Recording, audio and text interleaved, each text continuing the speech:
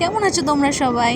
তো আমরা দশমীতে রাত 10:30টায় চলে গিয়েছিলাম আমাদের বাড়ি থেকে বেশ কয়েক কিলোমিটার দূরে। সেই জায়গাটার নাম হচ্ছে বৈষ্ণবনগর। রাস্তাটা দেখে বুঝতেই পারছো কতটা রাত। আর দেখো রাস্তায় কেউ নাই।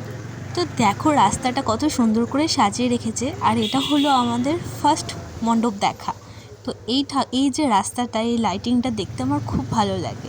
দু সাইডে লাইটিং জ্বলে আর দেখ মাথার ওপর থেকে একটা লাইটিং যায়। তো এই লাইটিংটাকে খুব মিস করবো আবার সেই একটা বছর। আর এখানে আমরা গেছিলাম আমি, দিদি আর জ্যামু। আর আমাদের যে দুটো বাচ্চা কাচ্চা আছে তাদেরকে আমরা ঘুম পাড়িয়ে দিয়ে এসেছিলাম। তারা জানেই না যে আমরা দশমীতেও ঘুরতে গেছিলাম। তো যাই হোক, তো এই কথা বলতে বলতে আমরা চলে গেছিলাম ঠাকুর দেখতে। তো দেখো আমাদের ফার্স্ট ঠাকুর, second, third, fourth, fifth and সিক্সে এসেই দেখি যে এখানে বৃষ্টি পড়ছিল, সারাদিন আজকে বৃষ্টি পড়ছিল। আর বৃষ্টিতে দেখো সব জায়গায় কাদা কাদা হয়ে গেছে। তো এখানে মেলা বসেছে আর ওই যে আমার দিদি এখন যাচ্ছে প্যান্ডেলের দিকে।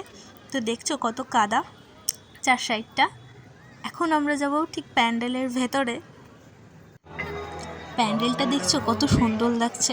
তারপর আমরা ঢুকে গেলাম ঠাকুর দেখতে। আর এই যে ঠাকুর, তারপর আমরা বেরিয়েও গেলাম কারণ রাত বেজে গেছিলো 1টা। তো আমরা মেলা ঘুরে কিছুক্ষণ থেকে বাড়ি চলে এসেছিলাম। তো আমরা মেলা থেকে বেরিয়ে গিয়েছিলাম রাত 1টার সময়। আর দেখছো রাস্তাটা কি অন্ধকার আর কি ফাঁকা।